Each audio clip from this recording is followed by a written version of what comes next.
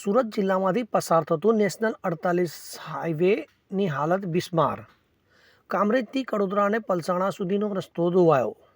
રસ્તાની બિસ્માર હાલત બનતા વાહન ચાલકો હેરાન પરેશાન.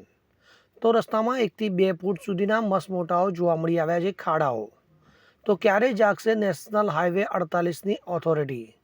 વરસાદ બંધ થયાના 15 દિવસથી વધુ ગમાઈ ગયો હોવા છતાં આજ દિન સુધી સમારકામ નહીં. હવે જુઓ દેશ દુનિયાની તમામ ખબરો તમારી આંગળીના ટેરવે.